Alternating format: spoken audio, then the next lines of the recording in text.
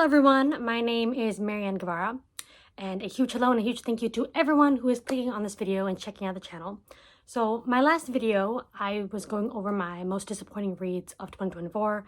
So naturally, I am moving on to my favorite reads of 2024. So there's actually quite a bit of them, so I'm just going to go straight into showing off these books. I normally do a honorable mentions, but I'm just going to dedicate a short to those just to save time. So yeah, without further ado, these are my favorite reads of the year 2024. The first one I'm going to talk about is Armadale by Wilkie Collins. Wilkie Collins has not only become one of my favorite Victorian authors, but one of my favorite authors in general. And I've enjoyed pretty much everything that I've picked up from him so far. Now, Armadale is about two young men, both named Alan Armadale.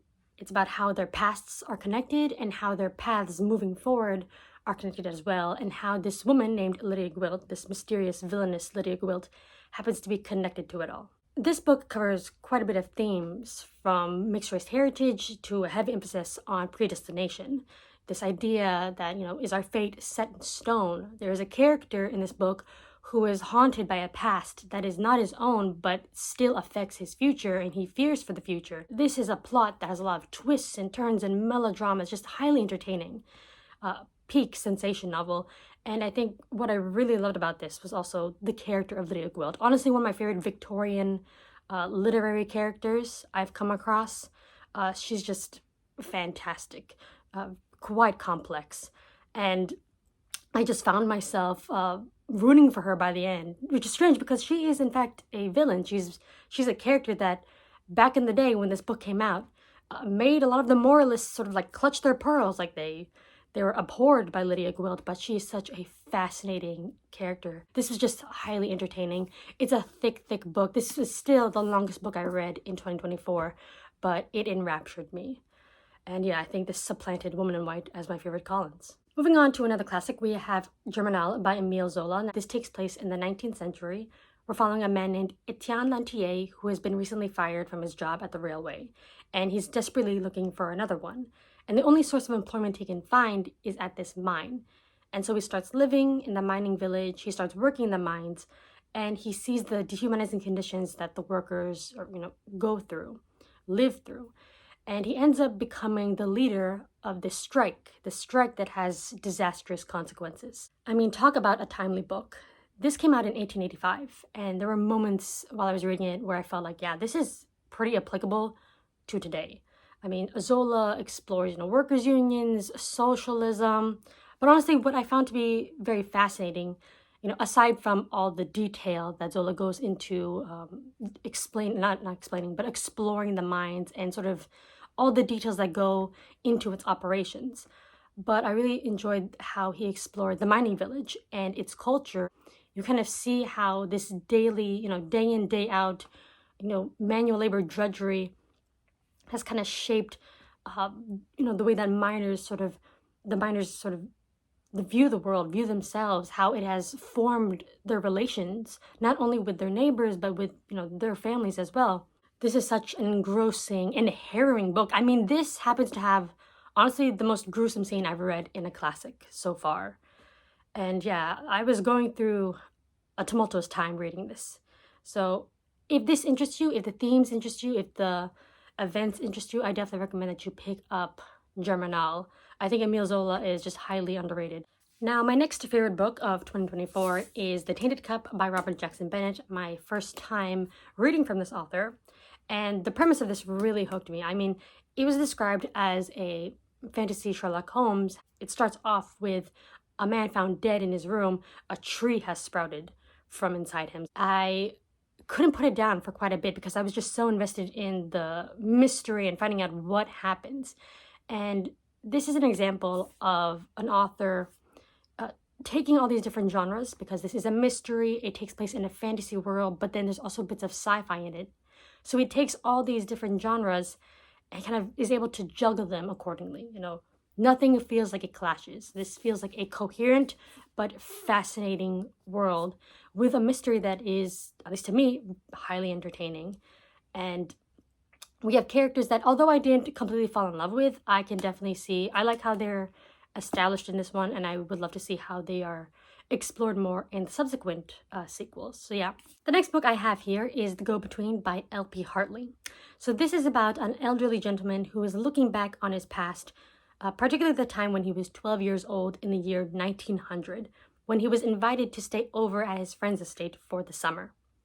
Now, during that time, while he's staying with his friend, he ends up becoming the messenger for his friend's older sister and her secret lover. So he ends up becoming the go-between for this illicit love affair. Now, this book opens up with the lines, "The past is a foreign country. They do things differently there." And the go-between is basically a story about the loss of innocence.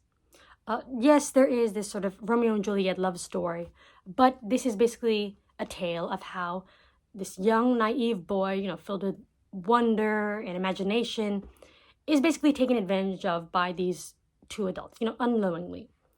And I think Hartley does a great job, because we are following the narration of both a young Leo, who is the main character, but then an older Leo. You see this contrast of perspectives, and you see how the 12-year-old boy, living in the 1900s, the turn of the century, how he was so filled of life and imagination, and it's contrasted with an older Leo who is basically, a sober adult, unfulfilled, and even stunted. I think Hartley did a great job portraying the imagination, the vitality of youth, but then also the bittersweetness of it having ripped away.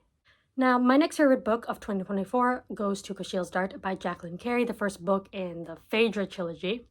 And this is a fantasy novel that focuses on our character, Phaedra, who was born with Kushiel's Dart. She was pricked by Kushiel's Dart, meaning that she experiences pain and pleasure at the same time, which is actually useful in her position because once she was raised as a courtesan, but then also raised to be a bit of like a spy, which proves to be useful because she ends up in a position where she can help her nation from invasion. Now, I was actually surprised by Kushiel's Dart.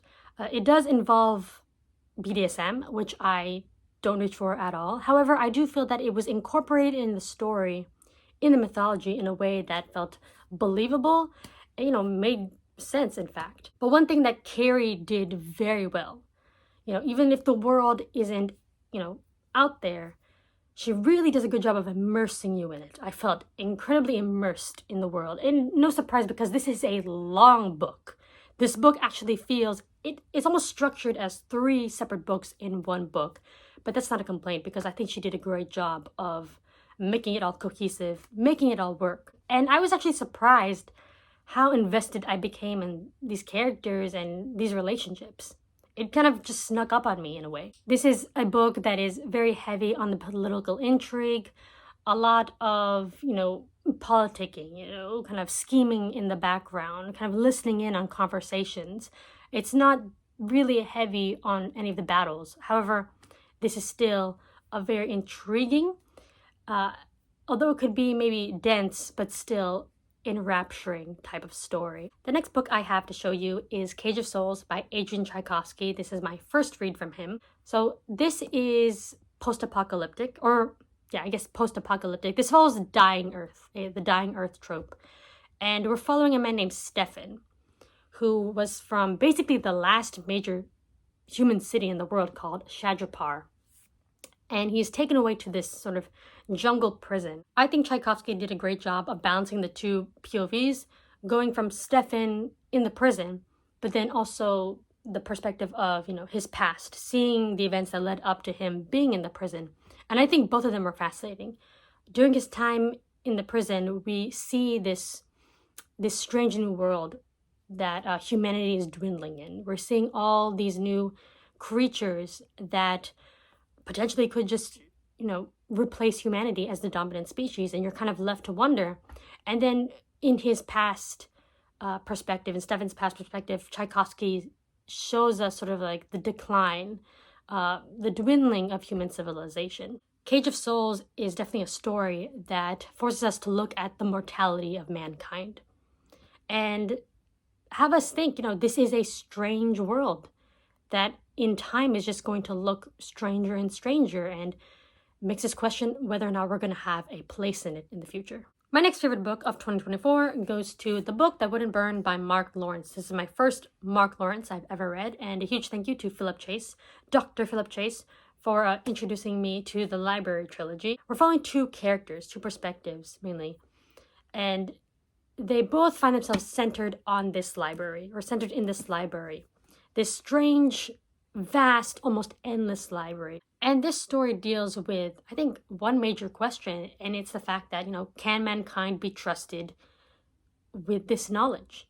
Because it has been proven in the past that the knowledge used in the library has not been used for the greater good. In fact, it has been used for destruction over and over and over again.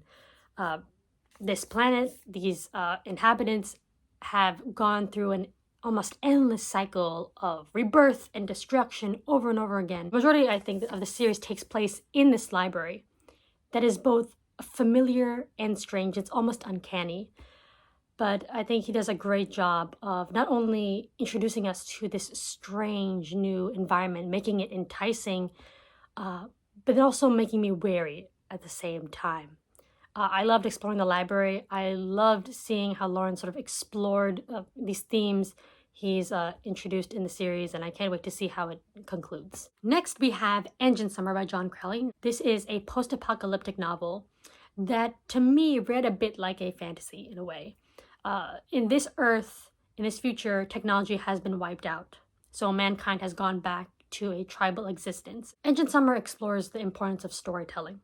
Even if the story has been garbled and distorted through the generations, there is that importance it has in the community and then even for individuals. In a way, storytelling ensures that, our humanity gets passed down the generations as well. This is another example of a bittersweet novel. But it's a bittersweetness that is quiet. You have, pockets of mankind, but there's no fiery passion to sort of reclaim our lost past or anything like that. It's more of just a sober acceptance that, we've lost something. We actually might have lost something intrinsic, but we have to keep going and we have to move on. This is the new world that we live in. And it's a world that, doesn't know any war, that doesn't know any sickness. But is it Eden? We don't know. Now, this next one may be cheating, but it is technically one book, and that is the Gormenghast trilogy by Mervyn Peake, this gorgeous bind-up edition of all three books. Now, I talked extensively about this trilogy. I mean, I did 4 videos with Evie from She Was Only Evie, talking about all 3 books of the Gormenghast trilogy along with Titus Awakes. So if you want spoilery thoughts on the series, go check out her channel. I also did an entire review and recommendation video for the Gormenghast trilogy. Needless to say, this is a new favorite series of mine. I was promised, a gothic fantasy, some Dickensian-like characters, an Edgar Allan Poe-esque setting or environment, and I got that, but I got even more. This is such a rich series with a phenomenal prose that made this, I would think, the most immersive reading experience I had in the year of 2024. Gormenghast, both the series and the setting itself, kind of just sucked me in. And I found myself inhabiting that strange world far longer than I thought I would. Now, the last book here on my favorite books of 2024 list is Piranesi by Susanna Clarke. I was recommended by Brian from BellTube not to know anything about this book, to go into it blind. And I would recommend the same thing. So I'm not going to say anything about the plot. I will say that the setting, it can be odd, a bit weird, especially when you're kind of just diving into it. This is definitely a story that, is more than just the events that are laid out to you. It is layered, and it's definitely a book that does make you think, not only of this strange world, but then also of us, of humanity, and the human condition even. It even extends beyond to that. So that's all I'm going to say about Piranesi. This was just a joy to read, actually. I found myself very moved. So those were my favorite books of 2024. Thank you, everyone, for sticking around, listening to me ramble about all these books. Overall, it was a great reading year for me, and I look forward to 2025 and seeing what that holds for my reading. Let me know down in the comments, what were your favorite books? Do any of ours overlap? And yeah, until next time, bye!